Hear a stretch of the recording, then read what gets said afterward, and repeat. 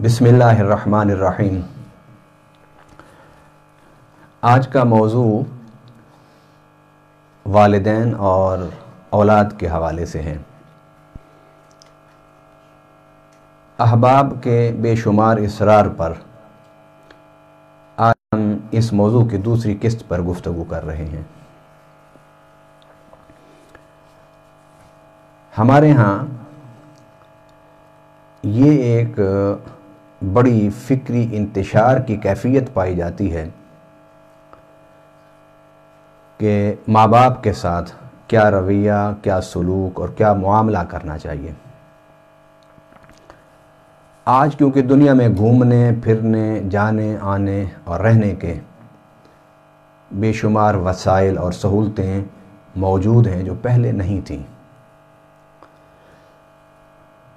آج ایک مسلمان وہ دنیا کے کسی کونے میں بھی رہتا ہو، وہ پوری دنیا کی ثقافت، کلچر، نظام اور ان کے احوال اور ظروف سے پوری طرح باخبر ہوتا ہے۔ مواصلات کے ذرائع سے بھی، electronic media, print media, Facebook, social media. مگر آج پوری دنیا میں رہنے والے لوگ ٹریولنگ کے ذریعے سے سفر کر کے دوسرے ملکوں میں جاتے ہیں، وہاں کی ثقافت، وہاں کے کلچر، وہاں کے معاملات ان کو اپنی نظر سے دیکھتے ہیں۔ ہمارے یہاں اس بات کا بڑا ابلاغ اور تبلیغ اور دعوت ہے کہ ماں باپ کی خدمت، ان کا احترام، ان کا تقدس، ان کے ساتھ بیٹھنا، انہیں وقت دینا، ان کا بیماری میں، خوشی میں، غمی میں خیال رکھنا، اس پر بڑی تاکید اور بڑی تبلیغ اور بڑی دعوت ہوتی ہے۔ یقیناً اس میں کوئی شک نہیں کہ ماں باپ جن کی آپ خدمت کر رہے ہیں، یہ خدمت کر کے آپ ان کی حق خدمت کا صلہ ان کو لوٹا رہے ہیں۔ اپنے پلے سے، اپنی طرف سے آپ انہیں کچھ نہیں دے رہے۔ ہاں، آپ کی جو اولاد ہے، جس کی آپ تربیت کر رہے ہیں، جس کو پال رہے ہیں، جس کو پڑھا رہے ہیں، یہ آپ کی انویسٹمنٹ ہے۔ 20 سال 25 سال بعد آپ کی اولاد آپ کو ریٹرن کرتی ہے یا نہیں کرتی، یہ آپ کا نصیب ہے۔ میرے آقا صلی اللہ علیہ وسلم کا فرمان ہے کہ جو ماں باپ اولاد کے پیدا ہونے کے بعد ان سے توقعات لگا لیتے ہیں کہ یہ بڑے ہوں گے، پڑھیں گے، کمائیں گے، پھر ہمیں کھلائیں گے، ہمارا سہارا بنیں گے، تو اللہ تعالیٰ کی غیرت برداشت نہیں کرتی کہ اے میرے بندے، تو ماں کے پیٹ میں تھا تو میں تیرا سہارا تھا، تو دنیا میں آیا تو میں تیرا سہارا تھا، تجھے پڑھایا، لکھایا، کھلایا، پلایا، بڑا کیا، تجھے روزگار تک پہنچایا، تیری شادی ہو گئی، میں تیرا سہارا تھا، اور اب جب تجھے میں نے اولاد دی ہے تو اب تیرے ذہن میں یہ بات کیسے آ گئی کہ وہ رب جو تجھے اب تک کھلاتا پلاتا رہا، وہ 20-25 سال بعد جب تیری اولاد جوان ہو جائے گی تو وہ تجھے نہیں کھلا سکے گا، تجھے نہیں پلا سکے گا۔ اب تیری امید کی نظریں اولاد پر کیوں؟ تیری نظریں مجھ پر رہنی چاہیے، اس لیے کہ میں تیرا پالن ہار ہوں، میں تجھے دینے والا ہوں، میں تجھے بڑھانے والا ہوں، میں تیری پرورش کرنے والا ہوں۔ تو میں نے بے شمار ان ماں باپ کو کہ جو شادی کے بعد اولاد ہوتے ہی اس فکر سے ان کی تربیت کرتے ہیں کہ یہ بڑے ہو کے بڑھاپے میں ہمارا سہارا بنیں گے، ایسے ماں باپ کو میں نے اکثر روتے ہوئے دیکھا ہے، اور شاید اللہ کی غیرت اس بات کو گوارا نہیں کرتی کہ بندہ میرا ہو اور امید اور آس کسی اور سے لگائے۔ لہذا پہلی بات تو میں ماں باپ سے یہ کہتا ہوں کہ وہ قطعاً اس فکر میں اپنے آپ کو نہ رکھیں کہ ہم بڑھاپے میں ہمارا سہارا کون ہوگا۔ وہی خدا جو ماں کے پیٹ میں آپ کو پالنے والا ہے، وہ بڑھاپے میں بھی وہی آپ کو پالے گا۔ رہی بات اولاد، ہمارے مشرقی معاشرے میں باپ اور ماں اپنا سب کچھ اولاد پر لگا دیتا ہے، اپنا پیسہ، اپنی دولت، اپنا مال، اپنی صحت، اپنی توانائی، اپنی ساری طاقتیں اور تر و تازگی اپنی اولاد پر صرف کر دیتے ہیں۔ اس کے بعد حق بنتا ہے اولاد کا کہ وہ اپنے ماں باپ کو بڑھاپے میں سنبھالیں، اس لیے کہ جو بوڑھا ہوتا ہے اس کی حالت بھی بچے کی سی ہوتی ہے۔ جس طرح بچہ بغیر سہارے کے نہیں اٹھ سکتا، بوڑھے ماں باپ کو بھی سہارے کی ضرورت ہوتی ہے۔ بچہ خود کچھ کھا پی نہیں سکتا، اسی طرح ماں باپ بھی اس حالت میں بعد دفعہ پہنچ جاتے ہیں کہ انہیں بھی کھلانا اور پلانا پڑتا ہے۔ جس طرح بچے کے منہ میں دانت نہیں ہوتے، انہیں نرم اور نازک غذا کی ضرورت ہوتی ہے، اسی طرح اگر ماں باپ کی یہ کیفیت بن جائے تو ان پر جبر کر کے انہیں سخت غذا کھانے پر مجبور نہ کرو، ان کے لیے بھی ویسے ہی نرم و نازک خوراک کا انتظام کرو جس طرح وہ تمہارے بچپن میں اپنی جوانی میں تمہارے لیے نرم و نازک دودھ اور خوراک اور غذا کا خیال کرتے تھے۔ رہی بات کہ یورپ میں، بھائی یورپ کا ہمارے معاشرے سے کوئی موازنہ نہیں۔ یورپ میں بچہ پیدا ہوتا ہے تو ڈیلیوری سے وفات تک سارے معاملات اس کی ذمہ داریاں ریاست پوری کرتی ہے۔ آپ جرمنی کو دیکھیے، فرانس کو دیکھیے، ناروے، ڈنمارک، سویڈن، یہ ممالک آپ ان کے سامنے رکھیے، اور یورپ کے دیگر جو ممالک ہیں انہوں نے ویلفیئر سوسائٹیز قائم کی ہوئی ہیں، اور وہ ممالک جو انسان کی کفالت پر یقین رکھتے ہیں، اس کی خدمت پر یقین رکھتے ہیں، ان میں تو ولادت سے لے کر تعلیم، اس کی جوانی، اس کا رہنا، اس کا کھانا، اس کا پینا، یہ سب ریاست یہ ذمہ داریاں پوری کرتی ہے۔ اور ماں باپ اپنی اولاد کو کمپنی دیتے ہیں، صحبت دیتے ہیں، ان کی رہنمائی کرتے ہیں، ان کے ساتھ بیٹھتے ہیں۔ مالی ذمہ داریاں مغربی سوسائٹی میں ماں باپ کی ذمہ نہیں ہوتی۔ اگر وہاں پر ایک انسان بوڑھا ہو جائے تو اسے بڑھاپے میں اپنی اولاد کی خدمت کی ضرورت نہیں ہوتی، اسے صرف اپنی اولاد کی کمپنی، صحبت، آنا جانا، بیٹھنا، گفتگو سننا، اس کی ضرورت ہوتی ہے۔ گویا بچپن میں اولاد، ماں باپ ان کے ساتھ جو قربانی دیتے ہیں وہ بھی اخلاقی ہوتی ہے، رہنمائی کی ہوتی ہے، ان کے ساتھ اٹھنا بیٹھنا ہوتا ہے، ان کی نگرانی کی ہوتی ہے، باقی سارے کام ریاست کرتی ہے۔ بچہ بیمار ہو جائے تو ریاست علاج کراتی ہے، بچہ پڑھنے کے قابل ہو جائے تو ریاست اس کی تعلیم کا بندوبست کرتی ہے، سفر کے لیے ریاست دیتی ہے، کپڑے کے لیے ریاست دیتی ہے۔ تو وہاں جس طرح بچوں کا بچپن ہوتا ہے اور جو کچھ ماں باپ کرتے ہیں، وہاں پر بوڑھا ہونے کے بعد بوڑھوں کو بھی ریاست سنبھالتی ہے، اور ریاست بالکل اسی طرح جس طرح ایک بچے کو وہ پالتی ہے، وہ اپنے معاشرے کے کمزور، بے سہارا اور بوڑھے لوگوں کو سنبھالتی ہے۔ اگر کوئی نوجوان یورپ میں رہتا ہو، وہاں پڑھتا ہو، وہاں پیسے کماتا ہو، اور وہاں کی سوسائٹی کو اس نے دیکھا ہو، تو وہ آ کر پاکستان میں اس کو کاپی نہ کرے، اس لیے کہ پاکستان میں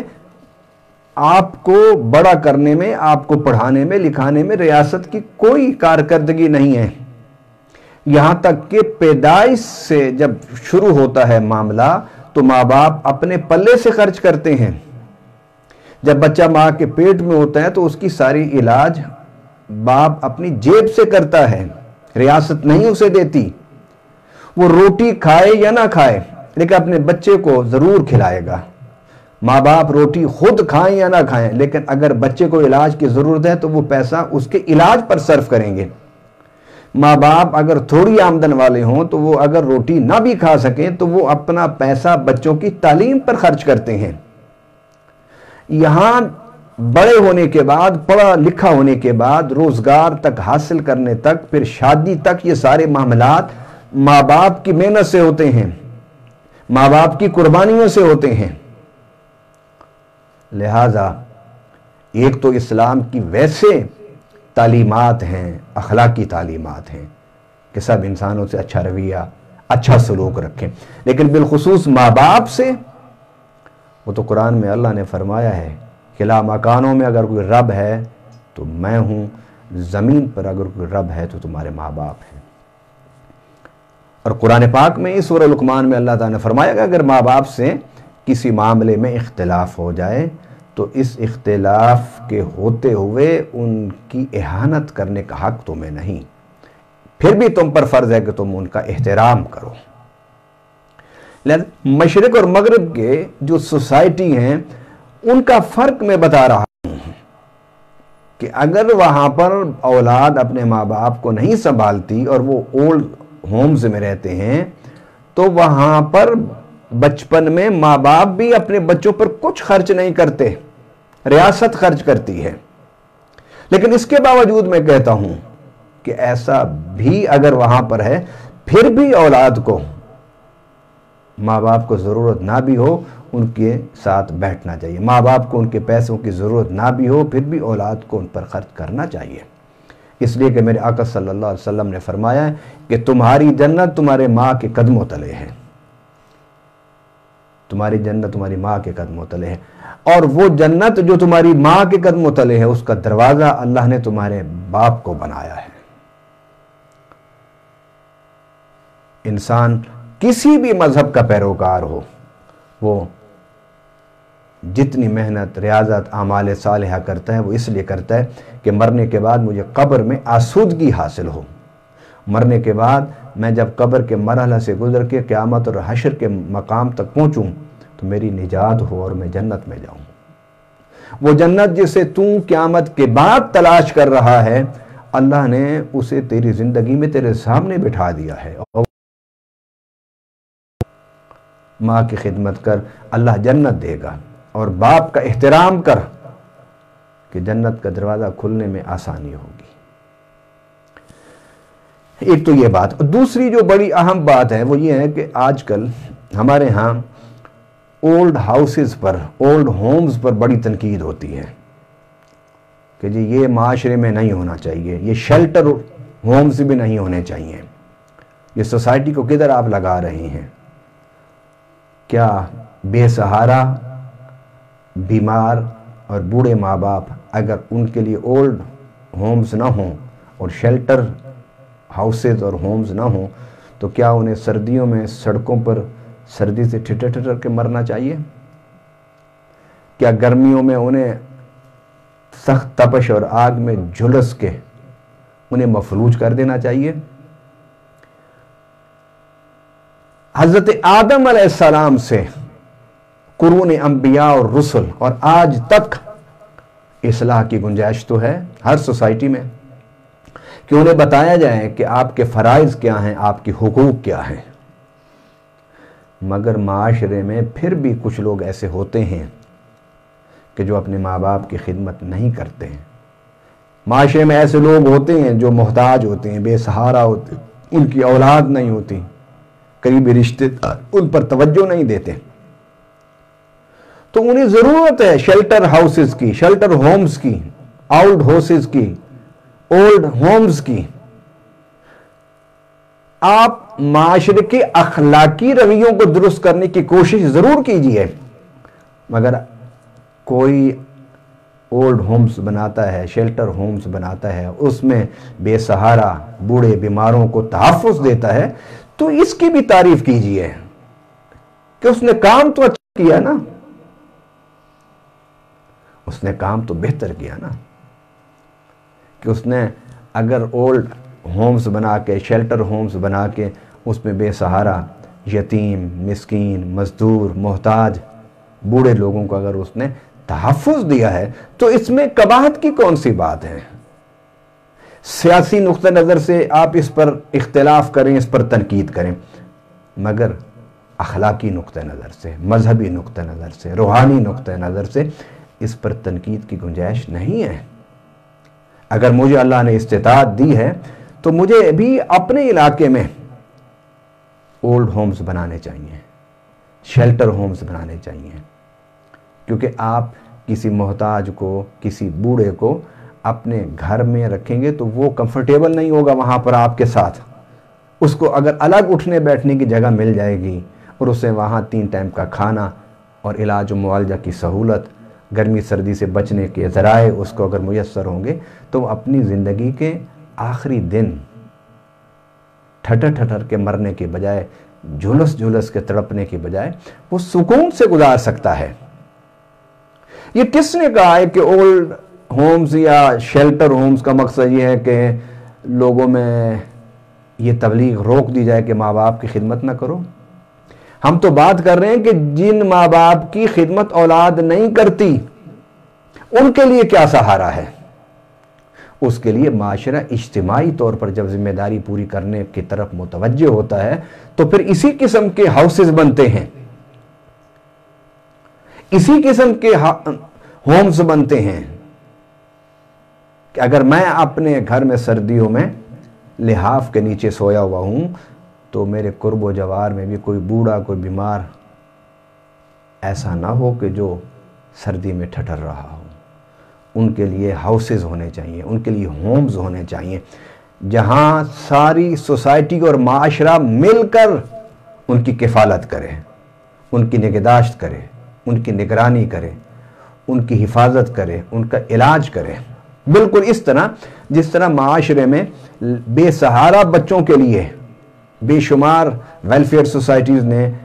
بنائے ہوئے ہیں ادارے، اسی طریقے سے اگر بوڑھے ماں باپ کے لیے کہ جن کی اولاد خدمت نہ کرتی ہو، یا معاشرے کے وہ افراد کہ جن کے اولاد نہ ہو، اگر انہیں تحفظ مل جائے، انہیں سکون مل جائے، انہیں چھت مل جائے، انہیں علاج مل جائے، ضرورت کے کپڑے مل جائیں، تو یہ بہت بڑی خدمت ہے۔ ہم تو ابھی معاشرتی طور پر بہت پیچھے ہیں، مگر وہ ملک کہ جہاں معیشت بہت مضبوط ہیں، دنیا کے میں وہ سپر پاورز کہلاتی ہیں، ترقی یافتہ ممالک کہلاتی ہیں، انہوں نے بھی یہی حال سوچا ہے کہ معاشرے میں کوئی بھی بے سہارا نہ ہو، بغیر چھت کے نہ ہو، اور ان بے سہارا، محتاج، بیمار، بوڑھے افراد کے لیے معاشرے میں انہیں بہتر طور پر سنبھالنے کے لیے ایسے مواقع انہیں دینے چاہیے۔ میں آج کی گفتگو کو اس حدیث پر ختم کرنا چاہتا ہوں کہ جس میں میرے آقا صلی اللہ علیہ وسلم نے فرمایا کہ جس نے اپنے بوڑھے ماں باپ کا بڑھاپا پایا اور خدمت کر کے جنت حاصل نہ کی، اللہ اسے برباد کر دے۔ نوجوانوں، پلٹو واپس، اسلام کی طرف پلٹو، قرآن کی طرف پلٹو، دین کی طرف پلٹو، میرے آقا صلی اللہ علیہ وسلم کے فرامین کی طرف پلٹو، میرے آقا کی ارشادات کی طرف پلٹو، میرے آقا کی سیرت کی طرف پلٹو، اسوہ حسنہ کی طرف پلٹو۔ میرے آقا نے فرمایا کہ جو جوان اپنے بوڑھے ماں باپ کا بڑھاپا پائے اور خدمت کر کے جنت حاصل نہ کرے، وہ تباہ ہے، وہ برباد ہوگا۔ تو آپ کس طرح اپنے ماں باپ کو پشت کر کے دنیا میں یا قبر میں یا آخرت میں نجات حاصل کرنا چاہتے ہیں؟ ہرگز نہیں ہو سکتا، ہرگز نہیں کہ آپ اپنے بوڑھے ماں باپ جو آپ کے معمار ہیں، جنہوں نے آپ کو بنایا، جنہوں نے آپ کو تعمیر کیا، جنہوں نے آپ کو کھڑا کیا، جنہوں نے آپ کو بولنا سکھایا، جنہوں نے آپ کو پڑھنا سکھایا، جنہوں نے آپ کو فکر کی طاقت اور قوت عطا فرمائی، جنہوں نے آپ کو گرمی اور سردی سے بچا کر منزل مقصود تک پہنچایا، اگر ان کو آپ نظر انداز کرو گے تو اللہ کے غضب سے نہیں بچ سکو گے۔ آج چھوٹی چھوٹی باتوں پر اپنے ماں باپ کو نہ جھڑکا کرو، اپنے ماں باپ سے نہ روٹھا کرو، اپنے ماں باپ کی طرف پیٹھ نہ کیا کرو۔ بڑا مشہور واقعہ ہے، میں صرف نصیحت کے طور پر اپنا فرض پورا کرنے کے لیے اسے بیان کر رہا ہوں کہ ایک شخص نے اپنے پوتے سے کہا کہ یہ کمبل لے جاؤ اور گھر سے باہر فلاں درخت کے نیچے اپنے دادا کو چھوڑ آؤ۔ اس نے کہا کیوں ابا؟ اس نے کہا کہ یہ رات کو کھانستا ہے، میں سارا دن کام کر کے آتا ہوں تھکا ہوا، تو اس کی کھانسی سے میری نیند خراب ہوتی ہے۔ بیٹے نے کمبل لیا اور کینچی سے اسے 2 حصوں میں تقسیم کر دیا، اور ایک کمبل کا حصہ اٹھا کے دادا کو لے کے جا رہا تھا، اور جس جگہ باپ نے کہا وہاں جا کے چھوڑ آیا اور کمبل اس پر ڈال دیا۔ تو آدھا کمبل جو کاٹ کے گھر میں رکھ گیا تھا، جب واپس پلٹا تو باپ نے پوچھا بیٹا یہ کمبل کا حصہ तुम ने क्यों यहाँ रखा? तो बेटे ने कहा, अब्बा आप भी बूढ़े होंगे, मैं कमा कर आऊँगा जवानी में, घर आऊँगा थका हुआ हूँगा, आप भी तो खांसेंगे, तो ये कंबल का एक हिस्सा मैंने रख लिया है कि जब आप बूढ़े होकर खांसेंगे, मेरी नींद को ख़राब करेंगे, तो मैं फिर अपने बेटे से कहूँगा, जाओ बेटा ये कंबल का हिस्सा एक ले जाओ, अपने दादा को फलां दरख्त के नीचे जाके छोड़ आओ। बस बेटे की बात सुन के बाप की आंख खुल गई और वो गया अपने बाप को दरख्त के नीचे से उठा के घर लेकर आया। अब जब उसके दिल में बाप का एहतराम और मोहब्बत पैदा हुई तो वही बाप की खांसी जो उसे पहले अज़ियत देती थी, बाप की वही खांसी उसके लिए राहत का सबब बन गई। आइए हम दूसरी अक़वाम के तहज़ीब और तमद्दुन को न देखें, हम ये देखें कि हमारे माँ बाप ने हम पर बहुत कुछ सर्फ किया है, बहुत कुछ इन्वेस्ट किया है, बहुत कुछ हमें दिया है। औलाद को तो हमने देना है, माँ बाप को देना नहीं, माँ बाप को लुटाना है। तो पहले लुटाने की फ़िक्र कीजिए। अल्लाह ताला हमें औलाद की तरबियत करने की तौफ़ीक दे और उसके साथ साथ माँ बाप के हुकूक़ को पूरा करने की तौफ़ीक अता फ़रमाए। वमा अलैना इल्लल बलागुल मुबीन।